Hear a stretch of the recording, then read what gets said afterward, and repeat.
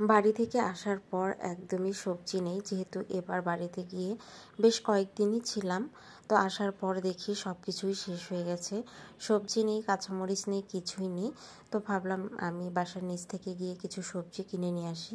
তো এখানে এসে দেখি চাচার দোকানে তেমন কোনো সবজিই নেই, শুধু পটল রেখেছে, কাঁচামরিচ আর কয়েকটা করলা রয়ে গেছে। তো আমি চাচাকে বললাম আমাকে হাফ কেজি পটল দেওয়ার জন্য, যেহেতু একা মানুষ বেশি সবজি কিনে কি করব, আর 250 গ্রাম কাঁচামরিচ নেব।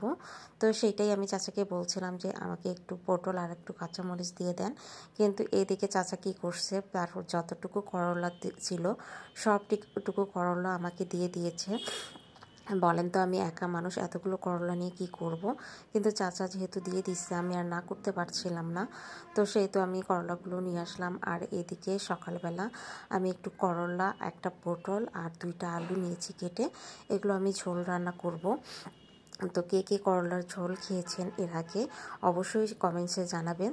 তো আমি বগুড়া আসার পর ফার্স্ট টাইম করলার ঝোল খেয়েছিলাম।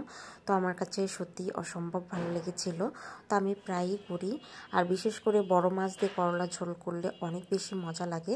কিন্তু আমার বাসায় আসলে বড় মাছ ছিল না, তো এরকম ছোট ছোট মাছ ছিল, আমি সেগুলো দিয়েই আজকে করলার ঝোল করব। তো যাদের বাসায় বড় মাছ থাকে একবার হলেও ট্রাই করে দেখবেন, যদি না খেয়ে থাকেন সত্যি অসম্ভব সুন্দর লাগে। তো আমি একদিকে মাছ ভাজি করে নিচ্ছিলাম, আর আরেকদিকে করলাগুলো আমি একটু কষিয়ে নিচ্ছিলাম, মানে সব কিছু মশলা টশলা দিয়ে একটু পানি দিয়ে নেড়ে চেড়ে কষিয়ে ঢেকে ঢেকে একটু কষে নেব। তো যাই হোক, করলাটা রান্না আমার হয়ে গেছে।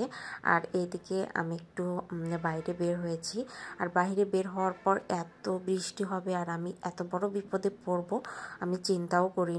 তো বাসায় যখন ছিলাম আকাশটা অনেক বেশি ভালো ছিল, কিন্তু হঠাৎ করে এইরকম মুষলধারে বৃষ্টি হবে আমি একদমই বুঝতে পারিনি।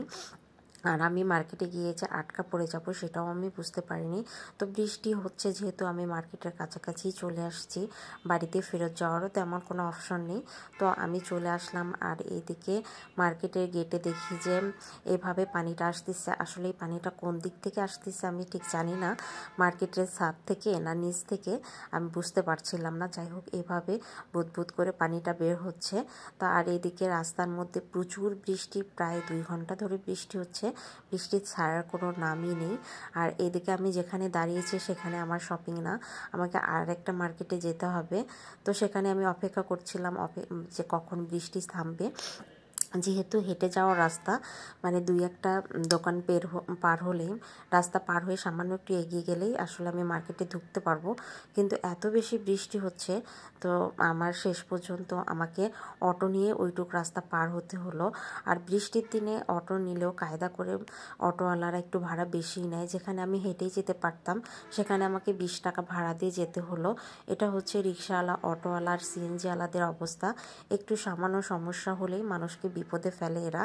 আর যাই হোক, সব কিছু শেষ করে তারপরে বাসায় আসলাম। এসে আমার শরীরে একদমই জ্বর চলে আসছে। বিকেলবেলা মনে হচ্ছে ভাজা পোড়া কিছু খেলে খুবই ভালো লাগবে, কিন্তু বাসায় বেগুন টেগুন তেমন কিছুই ছিল না।